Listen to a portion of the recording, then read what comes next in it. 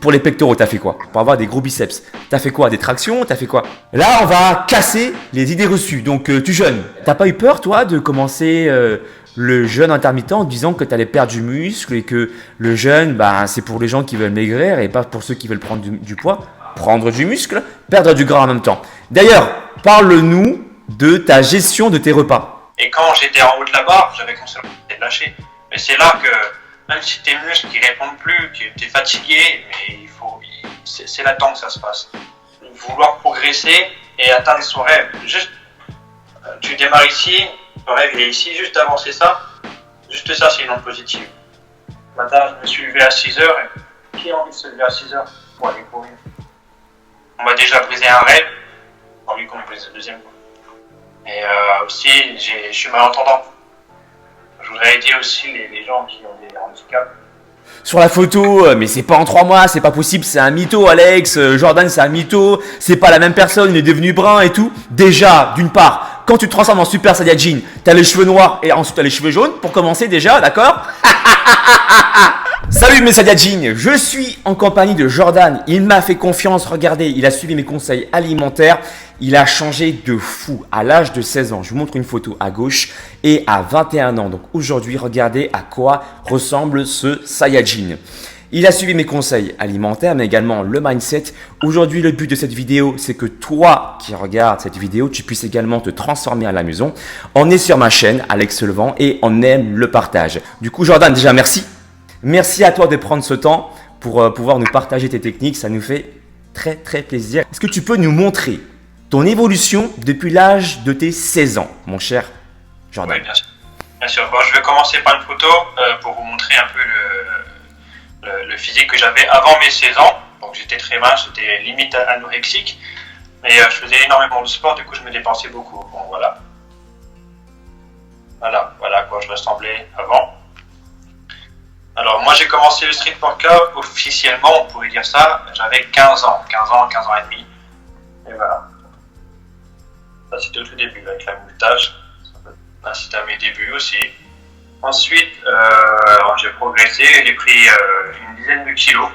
J'ai mangé beaucoup, j'ai essayé des protéines sans mentir, hein. Voilà, j'ai tout essayé, j'ai essayé plein de choses, plein de programmes. Voilà, je me suis blessé énormément de fois, je suis tombé énormément malade. J'étais fumeur, j'ai fumé pendant assez longtemps, plein de choses comme ça, j'ai fait plein de bêtises. Hein. Et du coup, j'ai arrêté pendant 1 an le sport, pas loin après, presque 1 an, enfin 9 mois et des poussières, mais voilà, c'est pour dire. Hein, et je suis retombé à nouveau tout mince comme ça. D'accord. Voilà. Ouais. J'avais 18 ans. Voilà. Il y a eu des hauts et des bas. Voilà, c'est ça. Énormément de hauts et des bas. Pour avoir des gros biceps, t'as fait quoi? Des tractions? T'as fait quoi? Alors, j'ai commencé par les tractions. J'ai énormément charbonné au niveau des tractions. Donc, je me suis construit un dos super large, mais les bras ont toujours été fins. Donc, c'est un peu mon point faible. Maintenant, c'est plus trop un complexe, mais voilà, j'ai trouvé l'exercice pour moi est le plus efficace. Et c'est les dips coréens, Korean dips en anglais. Ou le FSTO, mais c'est une figure de street workout, donc c'est la plus dure. Mais tout va se concentrer dans le biceps. C'est un peu comme un curl, derrière, comme ça, et vous tirez qu'avec le biceps. Voilà, sauf que vous tirez tout votre poids. D'accord. Vous faites 10 kg ou 20 kg, vous tirez tout votre poids, ou si vous avez les pieds au sol, vous allez tirer que la moitié de votre poids. Donc c'est un exercice super difficile, certes, mais super, il est génial cet exercice. Donc pour toi, c'est pas les tractions en mode supination comme ça qui t'ont permis de prendre des biceps, mais plutôt cet exercice de ce que tu appelles le Korean dips. C'est ça. D'accord. En termes de série, en termes de répétition, qu'est-ce que tu conseilles toi? Alors moi, personnellement, je vais jusqu'à l'échec. Je vais toujours jusqu'à l'échec. Hein. Je commence, je fais 1 ou 2 séries de chauffe, histoire de bien sentir les bras, et après je vais jusqu'à l'échec. Je ne le conseille pas à tout le monde parce que si vous êtes débutant, vos séries vont se terminer à 1 ou 2 répétitions. Donc le mieux c'est, si vous savez faire que 2 répétitions, vous en faites 1, mais au ralenti. Voilà, histoire que le cerveau il imprime le mouvement. Voilà, Mais c'est parfaitement bien dit. Exactement. Si vous faites des tractions comme ça, donc en supination, vous n'allez pas en faire. Donc, admettons, vous allez en faire une ou la moitié d'une. Et bien, vous mettez en haut de la barre et vous maintenez comme ça. Les nerfs qui sont ici vont pouvoir se solidifier et vos muscles qui vont s'habituer. Voilà. Montre-nous ton biceps là. De l'autre côté, parce qu'il y a ma tête là. Énorme, parfait. Un biceps court. Hein. Donc voilà. Et pour les pectoraux, t'as fait quoi? Les pectoraux, moi je conseille les dips. Les dips. C'est l'exercice, ça travaille tout. C'est des exercices polyarticulaires comme les tractions. Donc quand vous faites des dips, vous allez travailler le devant de l'épaule là, les triceps et les. Et donc plus vous allez descendre, plus vous allez étirer les pectoraux. Et quand vous allez pousser, ça va tout arracher. Ouais. Et j'ai également une technique que j'aimerais rajouter en plus. Donc la technique des dips. Ayez le corps penché en avant pour travailler également le bas de vos pectoraux. Et on peut aussi le constater en salle de musculation, il y a plusieurs prises pour les dips, tu sais, prise large, prise serrée. Et c'est pas pour rien en fait. Quand vous travaillez en prise large ou les coudes légèrement sortis du corps, mais légèrement, pas comme ça, il ne faut pas non plus abuser, hein, mais légèrement, eh bien, pendant la montée, on va créer un mouvement où les coudes vont se rapprocher du corps. D'accord? Donc, ils sont un peu éloignés au début et ensuite, ça va se rapprocher au fur et à mesure. Eh bien, là, vous allez créer un mouvement d'adduction, ce qui fait que vos pectoraux vont également être travaillés. Il ne faut pas oublier que les pectoraux sont les muscles principaux de l'adduction, c'est-à-dire où les bras vont se rapprocher de l'axe du corps. D'accord? Donc, encore une fois, n'ayez pas les coudes non plus trop écartés, hein, n'ayez pas à l'extrême, hein, on n'est pas là pour vous donner des mauvais conseils, mais c'est juste écarter légèrement vos coudes sur les côtés, donc avoir une prise un peu plus large. Penchez votre corps en avant, accentuez la phase de descente, n'est-ce pas, mon cher Jordan? C'est ça. Parce que pendant la phase de descente, c'est là où vous allez générer le plus de tension, vos fibres. Voilà. Ça s'étire, mais ça se contracte en même temps, parce que sous le coup, vous savez bien, hein, donc on s'étire, mais ça se contracte en même temps, parce que sinon vous tombez. Donc comme vous retenez la descente, eh bien vous allez voir que là, vos fibres musculaires vont pas beaucoup aimer, mais c'est justement parce qu'ils vont pas beaucoup aimer qu'ils vont devoir se fortifier. Il faut savoir que le corps devient plus musclé, non pas parce qu'il veut être plus musclé, mais parce que pour lui, en fait, il ne veut pas trop en baver, hein, et du coup, il devient plus fort pour la prochaine fois. Pareil, je veux ajouter un autre point. Moi, quand j'ai commencé le street workout, j'avais énormément de mal avec les dips parce que ma pratique était trop rentrée comme ça. Et du coup, quand je descendais, ça étirait, donc ça me faisait mal ici. Pour ceux qui vont commencer, ils vont sûrement avoir mal. Ce que je conseille, c'est bien respirer avant. Hop, vous mettez en haut, vous respirez calmement, et après, quand vous descendez, vous soufflez. Non, vous inspirez, et après, vous soufflez. Faites pas l'inverse, sinon vous allez avoir mal. Et aussi, l'erreur que je vois souvent, c'est que vous descendez trop bas. Il ne faut pas descendre trop bas, parce que ça va tirer les épaules. Voilà, c'est ça. Il y a une tension au niveau des épaules, et puis c'est mauvais. Voilà. Le but, c'est pas d'étirer et rester en bas. Le but, c'est de pouvoir remonter. Donc, si vous descendez trop bas, vous n'allez pas pouvoir remonter, à moins que vous ayez déjà un niveau. Voilà. De toute façon, pour les pecs, vous allez pousser comme ça. Voilà. Quand vous allez chercher quelque chose, vous faites comme ça. Donc là, c'est pareil. Comme ça. Pour prendre au niveau des cuisses, toi, tu fais quoi? Moi, je fais beaucoup de fentes, des squats au poids de corps. J'ai des problèmes de genoux, du coup, quand je rajoute une charge sur moi, ça me fait très mal. Tu fais du squat jump? Ouais, exactement. Voilà, donc du coup, il faut le savoir, hein, les exercices dynamiques, comme les exercices que je peux proposer sur ma chaîne avec des squat jump, des squats, enfin des sauts atterrissage fente, sont des exercices explosifs qui nécessitent une transformation du corps également, une transformation où le muscle a besoin d'être plus fort, d'être plus gros aussi, un peu comme les sprinters hein, finalement. Regarde les sprinters par exemple, ils ont des muscles, alors ils n'ont pas des muscles hypertrophiés et énormes, mais ils sont musclés. Parce que le corps a besoin d'être musclé pour fournir et supporter l'effort justement. Du coup, il prend de la masse musculaire comme ça. Il faut bien penser à s'étirer aussi. Ouais. Moi, je m'étire, j'ai remarqué une petite différence. Avant, je m'étirais pas, et je sais pas, il se passait rien. Et depuis que je m'étire, j'ai l'impression que mon muscle, il est plus homogène, on va dire. Ouais, alors du coup, en s'étirant, en fait, tu retrouves l'état initial des fibres musculaires.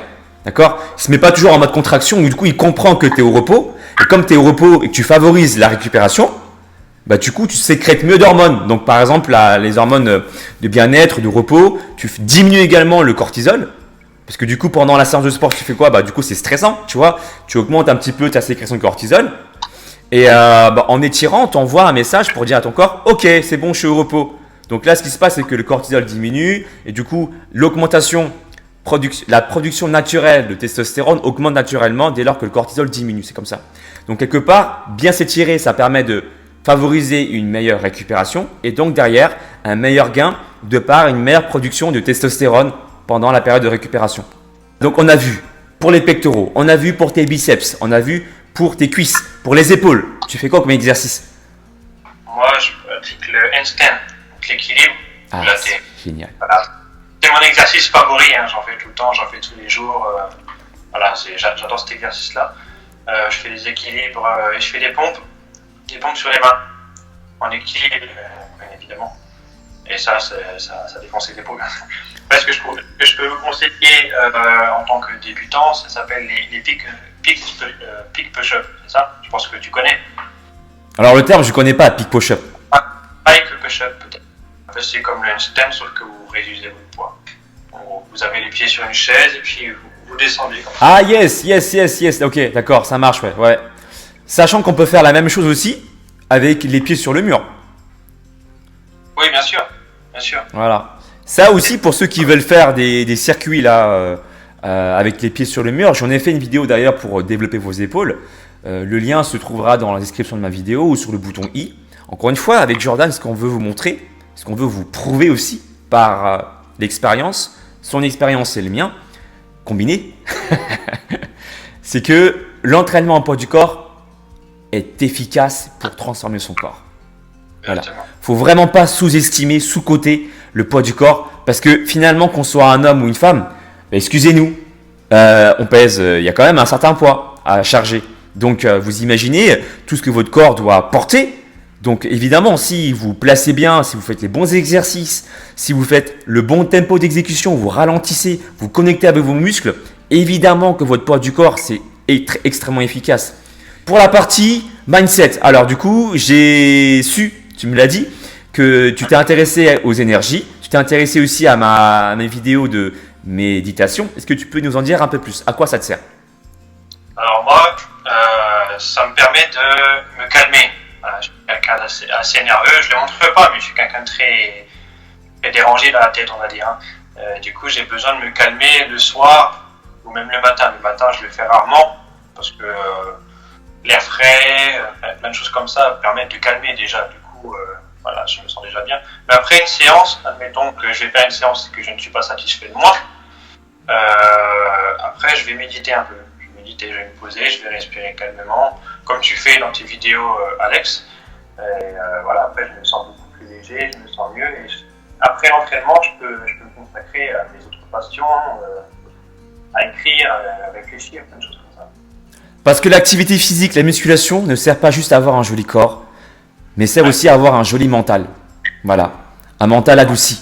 Vous faites du sport non pas juste pour vous bâtir un physique d'acier, mais vraiment pour aussi avoir un mental d'acier quelque part. On ne peut pas être en forme que physiquement.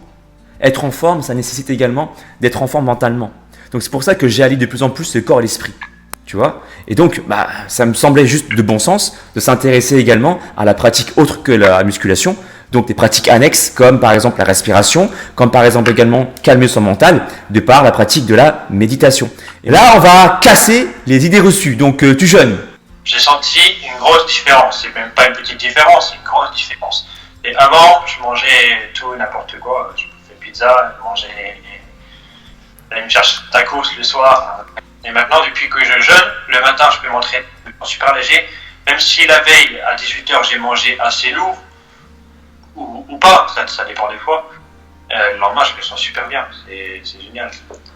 Voilà. Après, j'ai essayé là pendant un mois le jeûne de 16h, 18h, 24h. Après, c'est à tester suivant les personnes. Moi, maintenant, je fais le jeûne. Un jour, je vais faire 16h, un jour, je vais faire 24h. C'est suivant comment je me sens.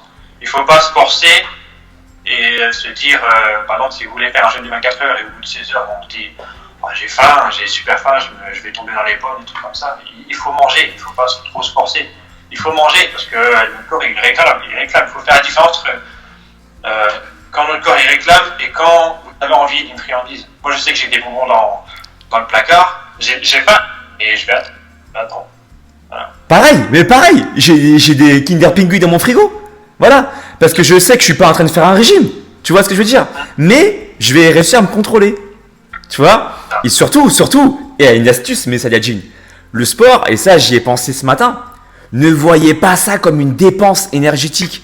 Voyez ça plutôt comme un gain d'énergie qui va vous faire du bien, qui va élever votre énergie. Et là, dès lors que vous pensez à gagner, on va tous gagner, d'accord? Ouais, j'ai gagné, gain. Et bien là, du coup, tu ne penses pas à compenser. Tu sauras mieux gérer ta sensation de faim. Si tu penses tout de suite, dépense, ouais, j'ai dépensé, il faut que je compense ce que j'ai dépensé. T'as vu la subtilité ou pas, Jordan? Ouais, bien sûr. Voilà. Donc, évidemment, on a également nos petites friandises en fonction de notre passé, en fonction de de notre palais. On est tous différents. Mais plus important, encore une fois, c'est que je vous ai dit, même dans mon plan alimentaire, vous avez droit à ça. Vous avez droit aux aliments plaisir. Je vous ai dit, ceux qui suivent mes programmes le savent, 10% des calories peuvent provenir, j'ai bien dit peuvent provenir des aliments plaisir, c'est-à-dire qui ne sont pas forcément bonnes pour votre corps, qui ne vont pas forcément lui nourrir, mais qui vont vous faire du bien moralement. D'accord? Alors, pour ceux qui souhaitent aller un peu plus loin, qui veulent des conseils, mais plus que ça, être coachés, je peux aussi vous coacher et vous proposer ce fameux programme de 3 mois, sportifs et alimentaires, qui vous permettront de choisir les bons exercices. D'accord? Jordan, toi, tu es assez indépendant pour faire des exercices de street workout, mais ceux qui veulent savoir quels exercices choisir, le nombre de répétitions par rapport à votre niveau à vous, quel aliment consommer. Donc ça se passe, si vous voulez progresser, sur mon site alexlevent.com, un programme de 3 mois. Jordan, je te remercie vraiment pour ton témoignage, le temps que tu nous accordes également. J'espère que cette vidéo aidera un maximum de personnes de Saiyajin à prendre conscience de certaines choses, à avoir également d'autres techniques, d'autres astuces pour pouvoir se muscler mentalement comme physiquement. Encore une fois, mettez un pouce en l'air si vous avez aimé notre intervention à tous les deux. Partagez cette vidéo à tous ceux qui veulent prendre de la masse musculaire, à tous ceux qui veulent progresser. Et puis, je vous dis à très bientôt. Ciao!